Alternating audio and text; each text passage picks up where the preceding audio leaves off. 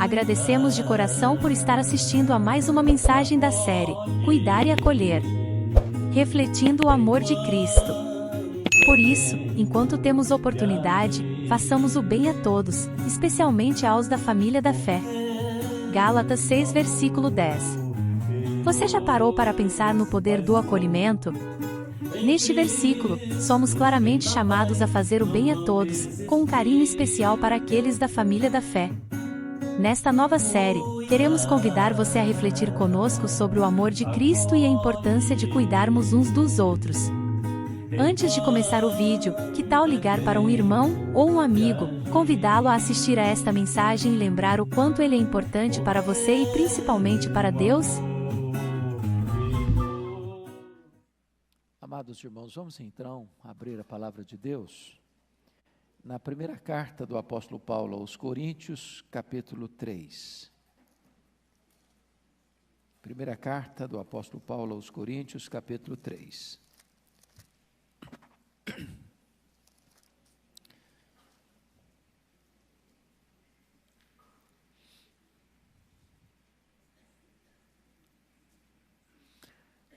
O apóstolo Paulo escreve assim: Eu, porém, irmãos, não vos pude falar como a espirituais, e sim como a carnais, como a crianças em Cristo.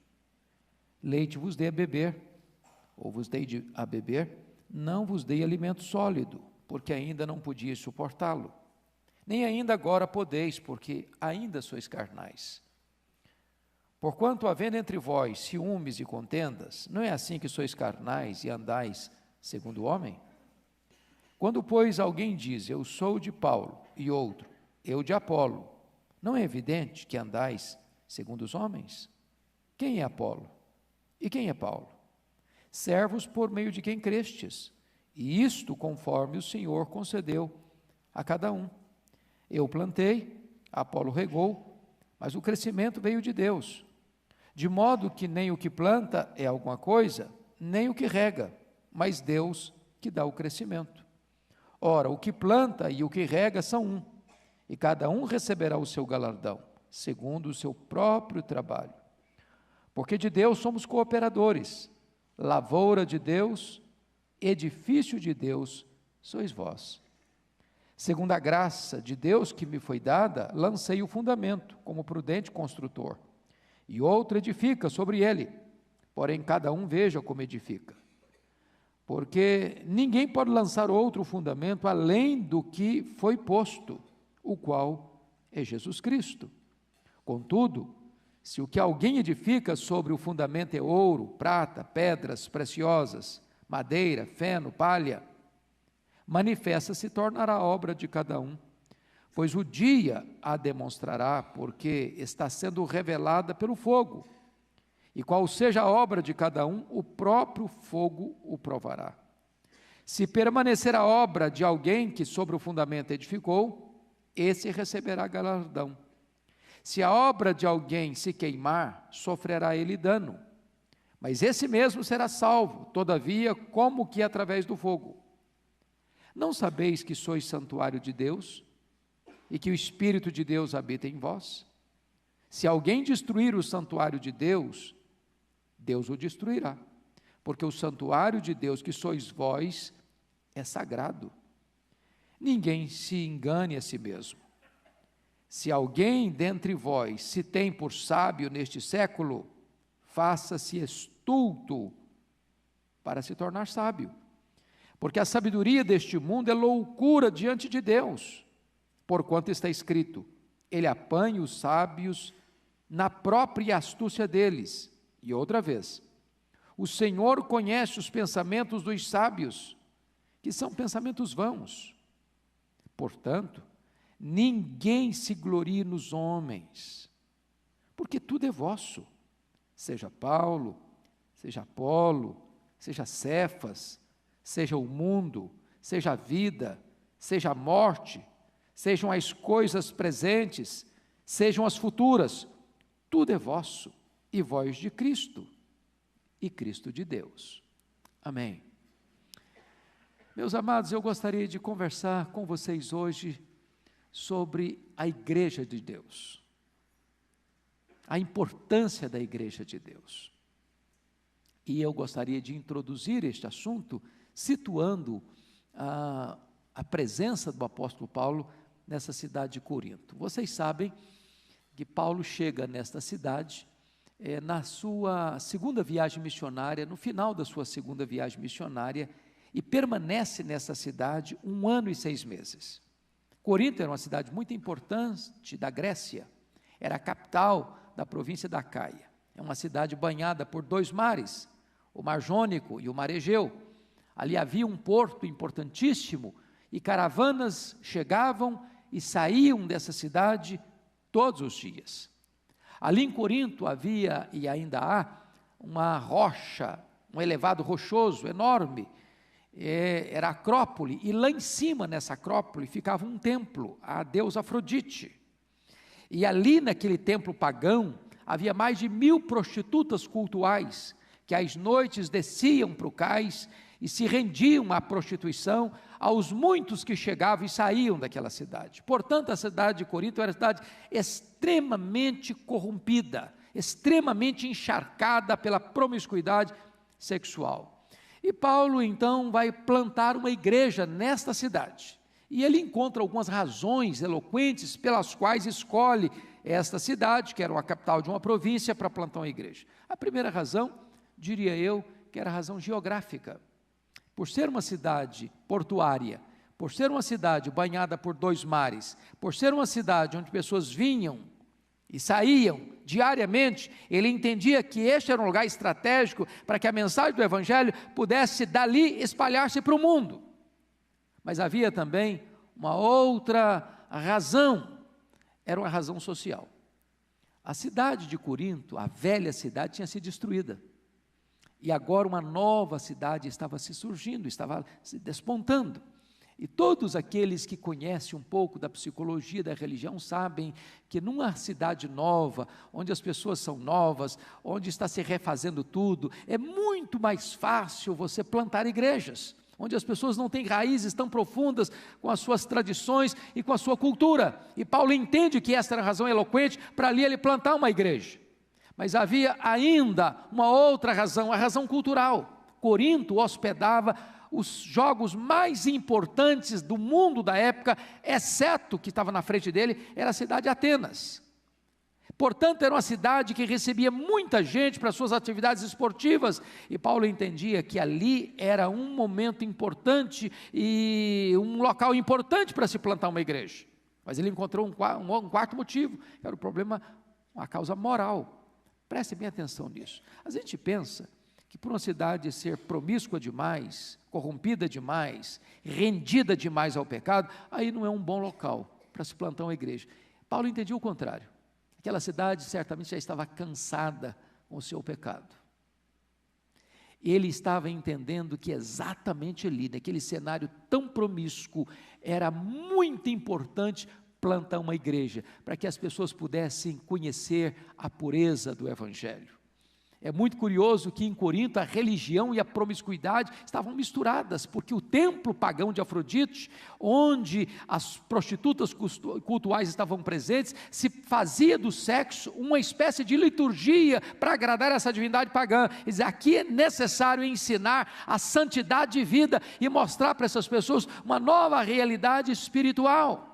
Então Paulo chega nessa cidade, planta essa igreja, fica aqui 18 meses, e depois sai para Éfeso, e de Éfeso ele escreve essa carta. É digno de nota que esta igreja foi a igreja mais amada por Paulo, e esta igreja foi a igreja que mais deu dor de cabeças a Paulo. Foi a igreja que mais fez Paulo sofrer. Havia dentro desta comunidade pessoas que questionavam a autoridade apostólica de Paulo. Esta igreja, quando Paulo sai e vai para Éfeso, surge um monte de problemas, divisões internas, problemas de moralidade, brigas entre os irmãos, problemas de família, problemas com os dons espirituais, problemas doutrinários acerca de ter dúvidas a respeito da ressurreição dos mortos, problema de não investimento financeiro na obra de Deus. E Paulo escreve então esta carta para resolver pontualmente esses problemas. E aqui no capítulo 3, ele vai tratar da questão da igreja.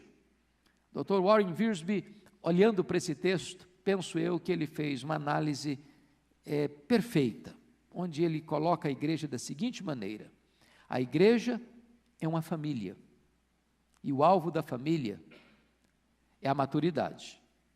Segundo, a igreja é um campo, é uma lavoura, e o propósito de uma lavoura é a quantidade.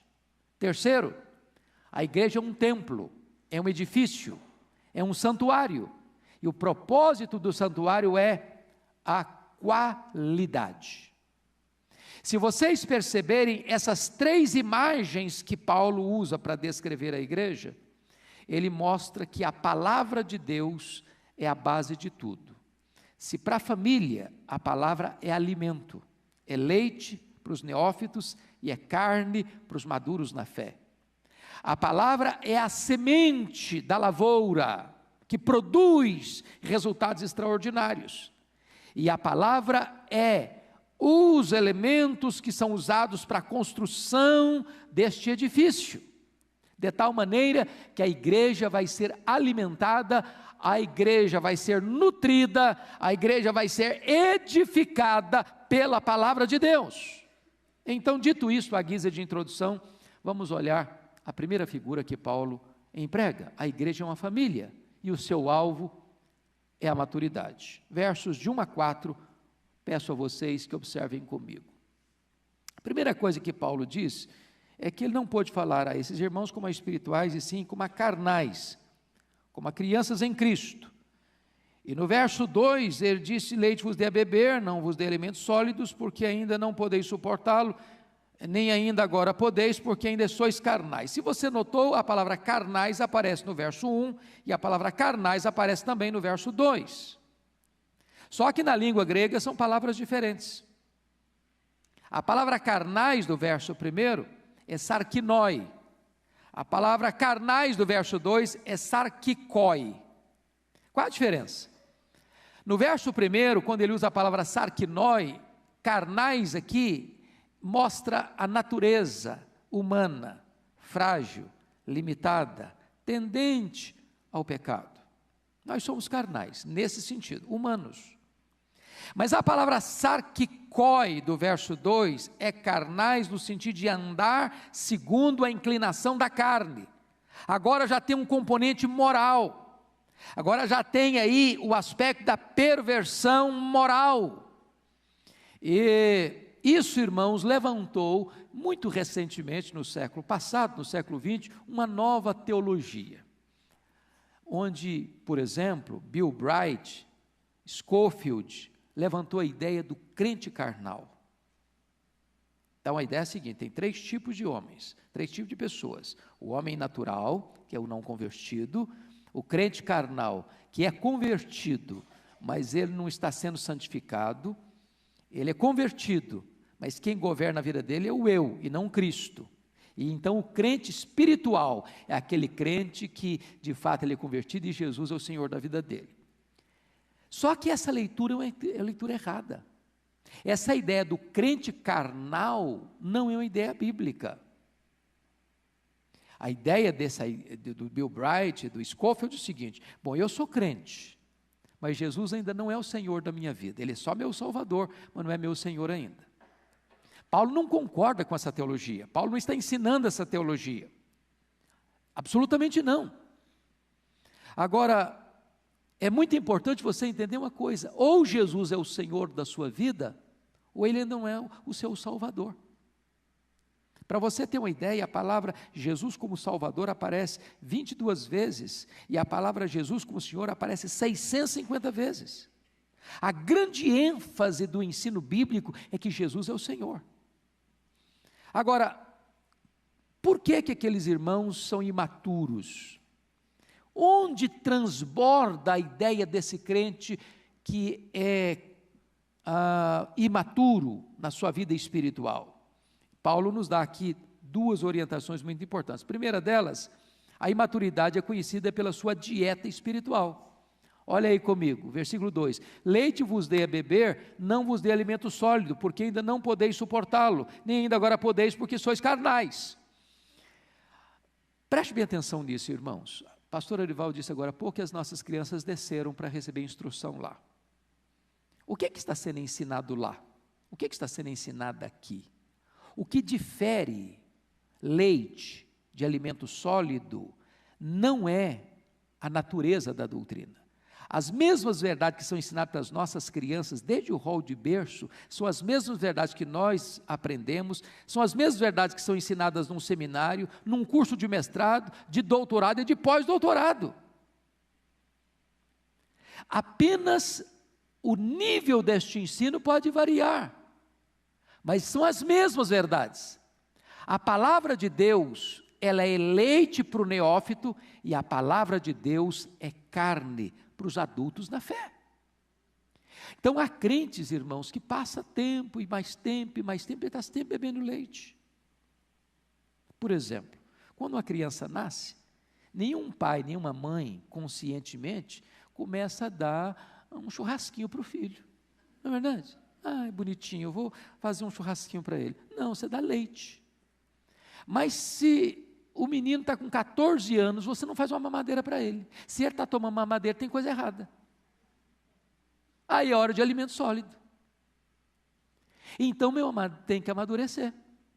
Você tem que aprofundar mais na palavra. Você não pode ficar no leite mais. Você tem que ser um crente maduro. Mas como é que você pode identificar a imaturidade de uma igreja? Em segundo lugar, você pode identificar se um crente maduro ou não, pela maneira como ele lida com os relacionamentos dentro da igreja. Olha aí comigo versículos 3 e 4. Porque havendo entre vós ciúmes e contendas, não é assim que sois carnais e andais segundo o homem? Quando, pois, alguém diz, eu sou de Paulo, e outro, eu de Apolo, não é evidente que andais segundo os homens? Olhem vocês, que nessa igreja de Corinto, haviam 4 partidos, 4 grupos dentro da igreja. O primeiro partido que tinha lá, era o PLP, o Partido Liberal de Paulo. Tinha um segundo partido na igreja, era o PFA, que era o Partido Filosófico de Apolo. Tinha um terceiro partido, o PCP, Partido Conservador de Pedro.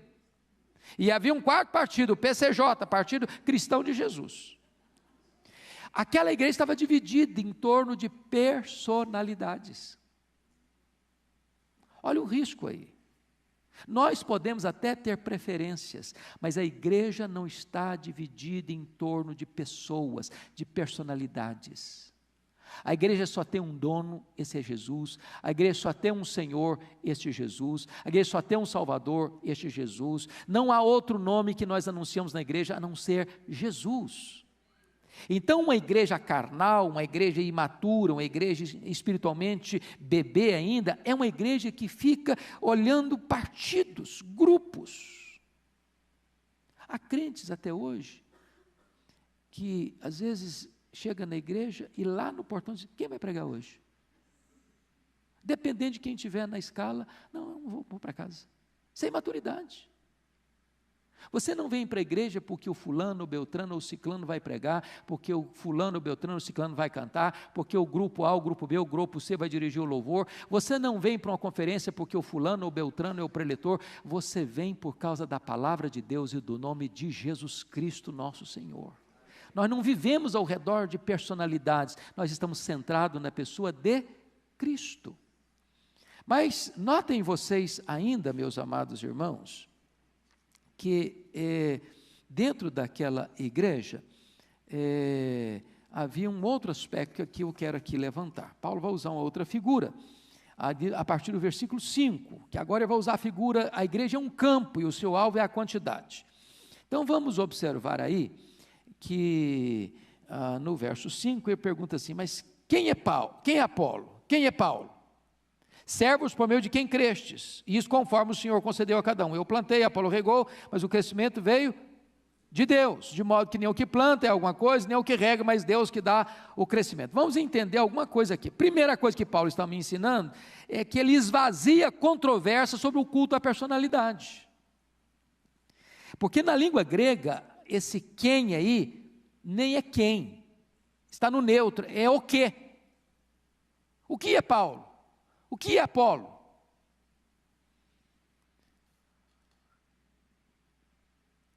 Ele está botando o machado da verdade na raiz dessa tendência de partidarismos dentro da igreja. E aí ele usa uma figura. Qual a figura que ele vai usar? Eu plantei, Apolo regou. Porque na obra de Deus, na igreja de Deus, meus irmãos, tem algumas tarefas. Existe aquele irmão, que nós chamaríamos na língua bem rural, arranca-toco. É o que prepara o terreno. Aí vem outro que o terreno está preparado e faz o quê? Planta. Aí vem outro e faz o quê? Rega. Aí vem outro e faz o quê? Colhe. Quem que é o maior? Quem que é o mais importante? Quem que merece os louros? Paulo diz, ninguém. O segredo só está numa pessoa, é quem dá o crescimento. E quem que dá o crescimento? É o que arranca toco? É o que semeia? É o que rega? É o que colhe? Não é Deus que dá o crescimento. Então preste bem atenção nisso. Nós temos diversos ministérios na igreja, diversas pessoas trabalhando na igreja, um prepara o terreno, outro semeia a palavra, outro cuida dos novos convertidos, regando, outro vai colher, mas só Deus pode fazer o milagre da vida. Só Deus pode abrir o coração, só Deus pode convencer de pecado, só Deus pode regenerar, só Deus pode santificar, de tal maneira que não pode existir glória para o homem, a glória é toda de Deus. De Deus. Segunda coisa que é muito importante, além de desmistificar essa questão do culto à personalidade, Paulo está ensinando a diversidade de ministérios na igreja. Louvado seja Deus, irmãos. Já pensou se todo mundo fosse só arranca-toco? Ou se todo mundo só semeasse? Porque para você plantar tem que preparar o terreno. Para você plantar, alguém tem que cuidar da planta que vai nascer. Depois que a planta está madura para colher, alguém tem que colher. Então, às vezes, a gente quer chamar a glória para a gente, e aí você vai lá e evangeliza uma pessoa, e Deus, pela sua graça, abre o coração dele lá, está vendo? Eu ganhei aquela pessoa para Cristo, aí você estufa o peito, né? Eu ganhei, porque já pensou, eu sou um evangelista maravilhoso, mas nem sabe que já tem gente orando há tantos anos, nem sabe que teve gente que já trabalhou nos bastidores, que você nunca soube, que já está lá a obra proclamando, de repente você vai lá só e colhe o fruto. Mas teve gente que preparou o terreno, teve gente que semeou, teve gente que regou, você só está colhendo. Então tem diversidade de ministérios na igreja, nós não estamos concorrendo uns com os outros, nós estamos o quê? Cooperando uns com os outros. Quem está fazendo a obra? É o próprio Deus, é dele que vem o crescimento.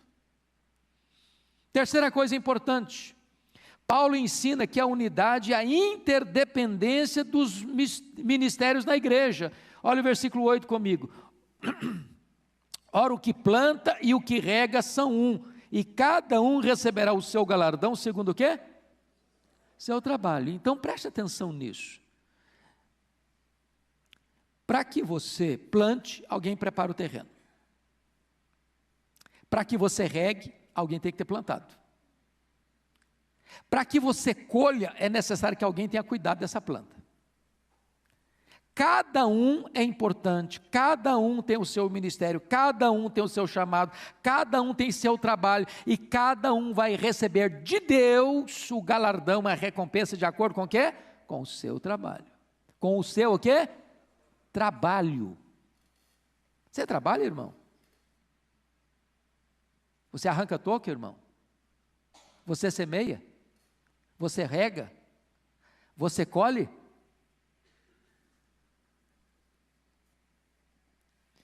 Meus amados, se nós entendermos esse princípio, essa igreja que já tem praticamente 2.000 membros, você já pensou cada crente dessa igreja, cada membro dessa igreja, entendendo o seu chamado? Eu sou um semeador, eu sou um regador, eu sou um colhedor, e eu lá na minha casa, lá na minha vizinhança, lá no meu escritório, lá na minha empresa, lá na minha universidade, lá no meu hospital, lá na minha atividade comercial, lá onde eu vivo no meu dia a dia, eu estou fazendo a obra.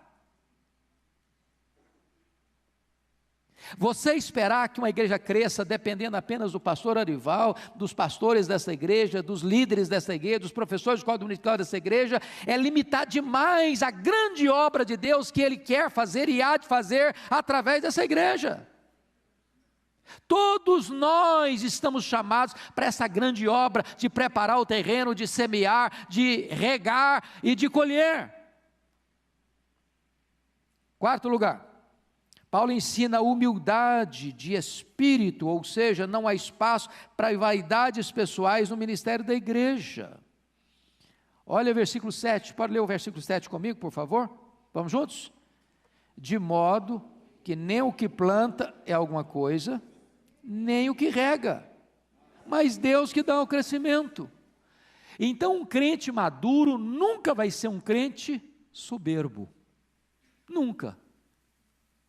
Se você encontrar alguém com um papo grande, desfiando elogios a si mesmo, e dizendo que ele é o tal, que ele é o bom, que ele é o melhor, que ele faz, que se não depende, sem ele a coisa não vai para frente, pode ter certeza de uma coisa, não entendeu o que é uma maturidade cristã. Você precisa entender isso. Quem faz a obra é Deus. Você é o seu instrumento. Você é cooperador de Deus. Você é lavoura de Deus, mas você não pode produzir resultado. Resultado quem produz é Deus. Louvado seja o Senhor.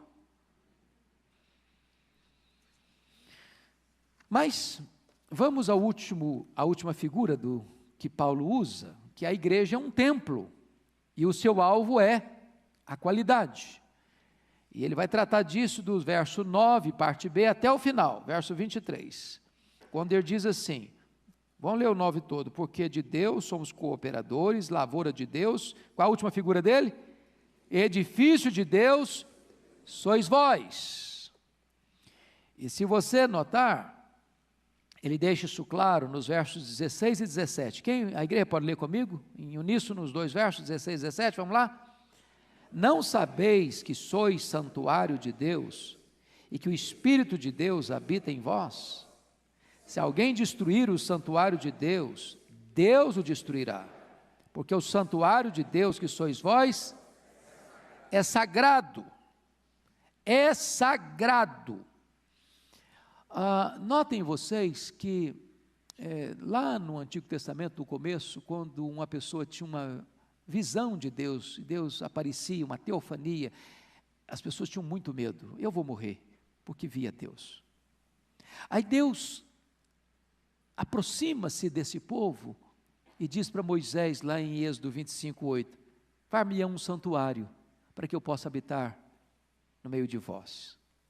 Aí fizeram um santuário, aí Deus vinha, a Shekinah de Deus aparecia, a glória de Deus vinha. Mas, porque o povo pecou, esse santuário desapareceu, essa arca desapareceu. Aí Deus põe no coração de Davi para construir um templo, fixo, não móvel. E ele foi impedido de fazê-lo, mas seu filho Salomão construiu o templo. E na consagração do templo, a glória de Deus encheu aquela casa. Mas o povo pecou contra Deus. E Ezequiel diz que a glória de Deus foi embora do templo. Embora do templo. E então, vieram os caldeus e destruíram Jerusalém, e destruíram o templo, e levaram o povo embora para o cativeiro. Mas 70 anos depois, Deus trouxe o seu povo de volta, e através de Zorobabel e de Esdras, o templo foi reconstruído. E o templo pequeno, mas o profeta Ageu disse que a glória do segundo templo seria maior do que a glória do primeiro templo, porque foi no segundo templo que o Rei da Glória entrou, o Filho de Deus. Mas esse templo também foi destruído. Mas agora o próprio Deus veio habitar entre nós, no seu Filho, o Verbo se fez carne. Mas Jesus veio, se fez carne, morreu, ressuscitou, voltou para o céu. Mas Ele derramou o Espírito Santo. E agora Deus não habita apenas conosco, Deus habita em nós. Agora Ele mora dentro de nós. Agora você é o santuário do Espírito. Mas a palavra santuário aqui não é santuário. A palavra santuário aqui no grego é o santo dos santos. O lugar sacratíssimo, santíssimo, onde a glória de Deus está presente.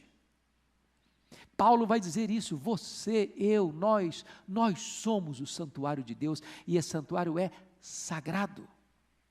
E eu não posso destruí-lo, porque às vezes, irmãos, nós temos algumas ideias. Por exemplo, nenhum de nós, que às vezes é um pouco desatento com a nossa postura, com as nossas palavras, com os nossos gestos, lá na rua, não temos a mesma postura aqui dentro dessa casa. Aqui você, em sã consciência, é incapaz de falar uma palavra dúbia, torpe, conta uma piada, talvez recheada de impureza. Não é verdade? Por quê? Porque nós chamamos isso aqui de quê? Casa de Deus. Feita de quê? De pedra e de tijolo. Mas a Bíblia diz que Deus não habita em santuários feitos por mãos.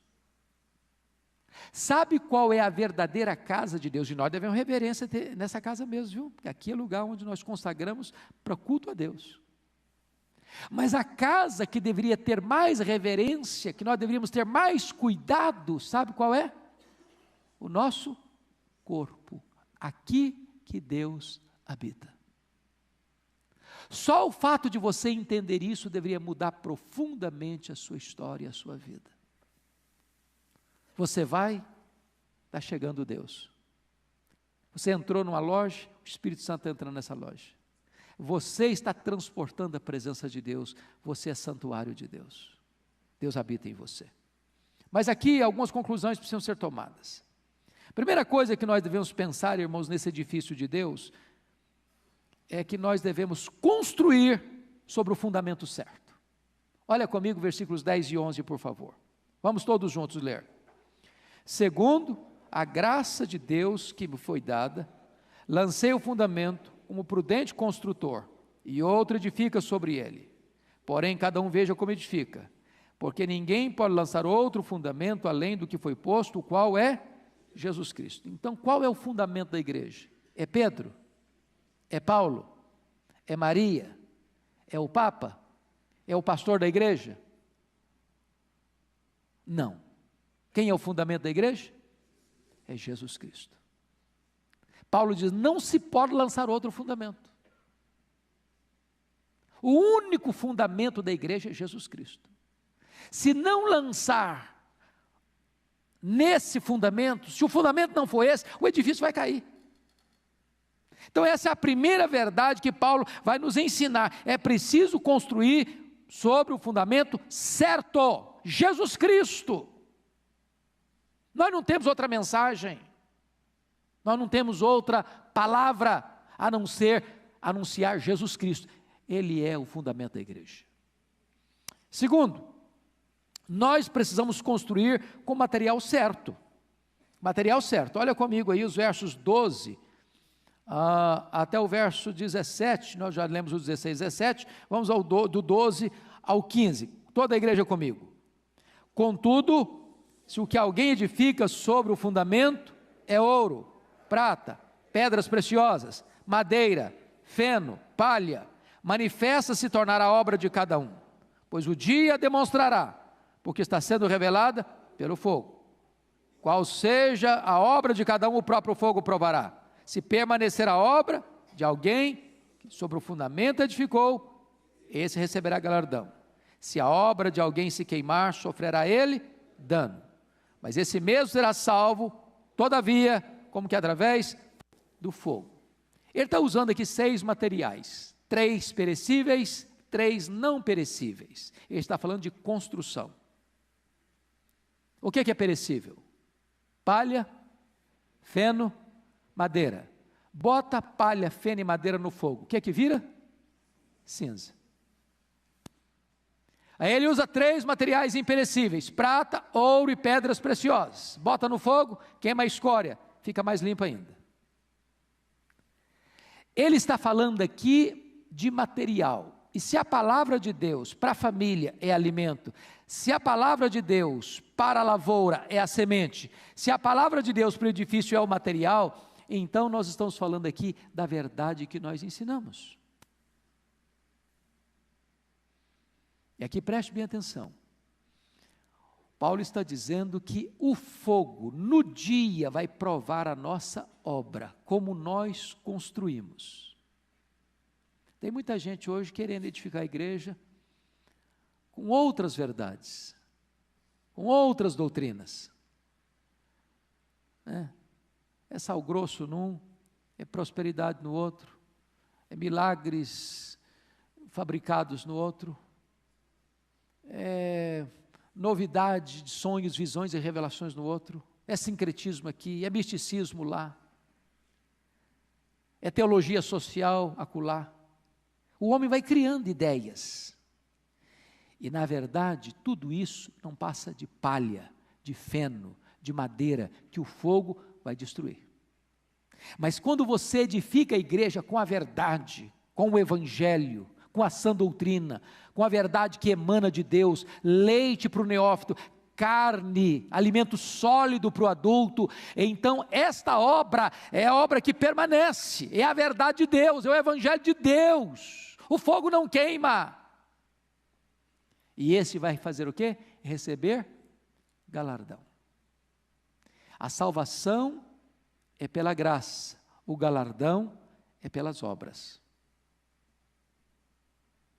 É claro que tem muito crente que, ao ter sua obra aprovada, a única coisa que vai sobrar é cinza. E diz Paulo que esse vai ser salvo como que através do fogo, vai chegar no céu cheirando fumaça. Não vai receber galardão. Tem crente acomodado, eu já cansei de escutar aqueles, pastor, se eu chegar no céu, posso chegar chumascado, que já está bom demais.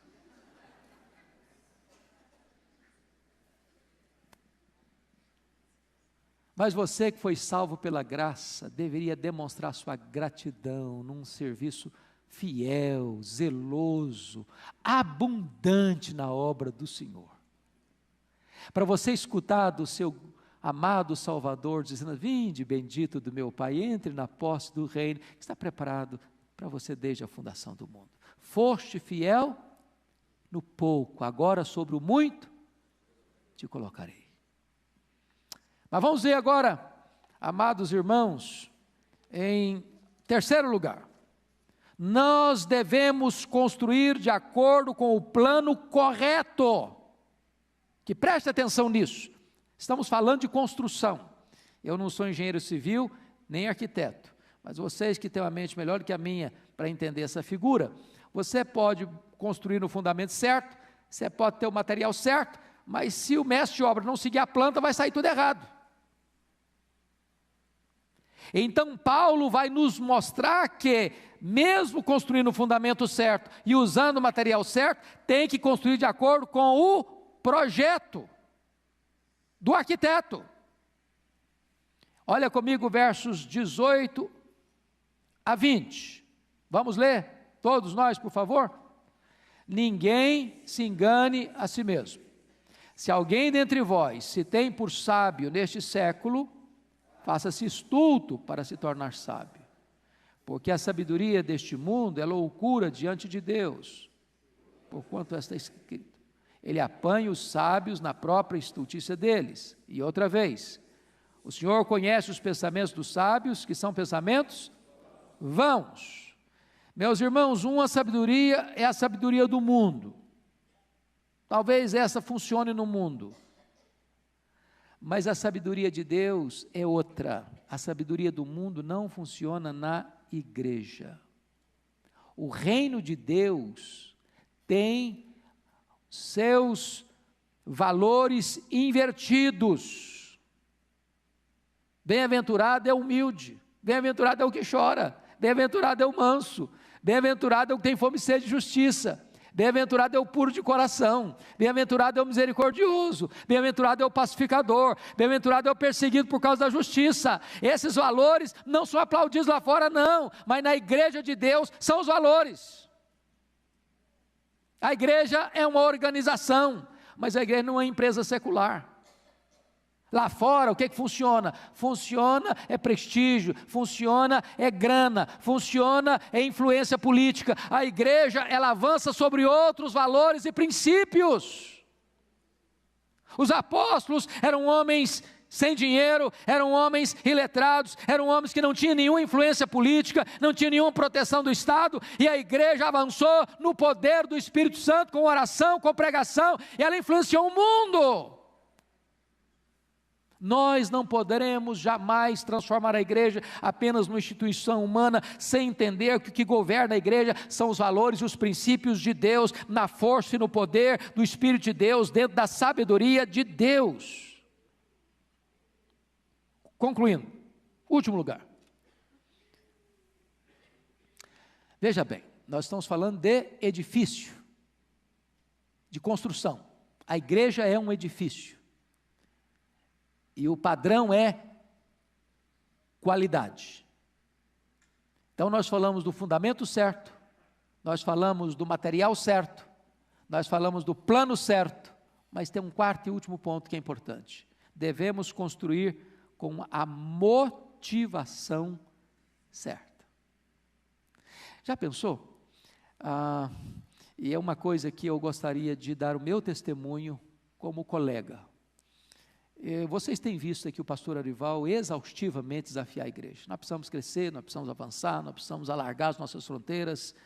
E eu quero dizer que eu tenho muita alegria de trabalhar com o pastor Arival, por uma razão muito simples: ver nele a motivação certa. Ele não está pensando em construir e ver a igreja crescer para ele aparecer, para ele ser a pessoa. Não. Não passa pelo coração nem do pastor Arival, nem dos presbíteros dessa igreja, nem dos pastores dessa igreja, qualquer projeção pessoal. Porque é possível, vamos construir uma grande igreja para que nós sejamos conhecidos, para que a igreja presbiteriana seja uma potência. Se a motivação for essa, pode fazer tudo certo, falar de Jesus, usar a Bíblia, seguir o plano, não vai dar certo. A motivação não é boa. A motivação tem que ser santa. Então vamos ver o que ele escreve aí nos versos 21 a 23? Vamos lá? Toda a igreja lendo, por favor. Portanto, ninguém se glorie nos homens, porque tudo é vosso, seja Paulo, seja Apolo, seja Cefas, seja o mundo, seja a vida, seja a morte, sejam as coisas presentes, sejam as futuras, tudo é vosso, e vós de Cristo, e Cristo de Deus. Você não veio para a igreja Presbiteriana de Pinheiros porque o pastor Arival é o pastor da igreja, porque o templo é um local gostoso, porque tem poltronas macias para sentar, porque é num local estratégico, porque aqui você encontrou uma comunidade alegre, porque tem mensagem, porque tem música. Isso é tudo bom, isso é maravilhoso, mas a motivação não é essa. Esse versículo 21 é muito importante. Portanto, ninguém se glorie nos homens.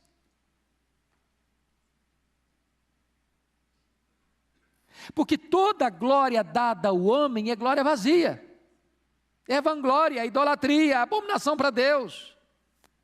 Na igreja de Deus não pode se transferir a glória que só pertence a Deus para ninguém mais, a não ser o próprio Deus. Paulo então vai nos mostrar que essa motivação, irmãos, tem que ser a glória de Deus. Para que Deus seja exaltado, para que Deus seja honrado, para que Deus seja conhecido, para que a glória de Deus se manifeste. Até porque tudo pertence à igreja. Tudo pertence à igreja. Paulo pertence à igreja, Apolo pertence à igreja, Pedro pertence à igreja. O mundo pertence à igreja, o mundo no sentido da obra de Deus, da criação de Deus, a vida também é da igreja, a morte também, quando morremos do Senhor, se morremos para o Senhor, morremos. As coisas do presente também são nossas, as coisas futuras também serão nossas, tudo é nosso. Agora nós todos somos de Cristo, e Cristo é de Deus Pai. Louvado seja o Senhor. Essa é a igreja que somos, essa é a igreja que queremos ser, essa é a igreja que haveremos de ser. Então, o que é a igreja? Resumindo, eu acho que isso aqui nós podemos decorar, não podemos? Tem 3 figuras: a igreja é uma família, a igreja é um campo e a igreja é um edifício. Vamos repetir aqui? Primeiro, a igreja é uma família. Segunda, a igreja é um campo. Terceira, a igreja é um edifício. Qual o propósito da família? Maturidade. Qual o propósito do campo? É quantidade. Qual o propósito do edifício? É qualidade. Vamos repetir então? A igreja é uma família. Qual o propósito dela? Maturidade. Segunda, a igreja é um campo. Qual o propósito do campo? Quantidade. A igreja é um edifício. Qual o propósito dele? É qualidade. Que Deus nos ajude a sermos esta igreja que traga glória para Deus e salvação para o mundo. Amém.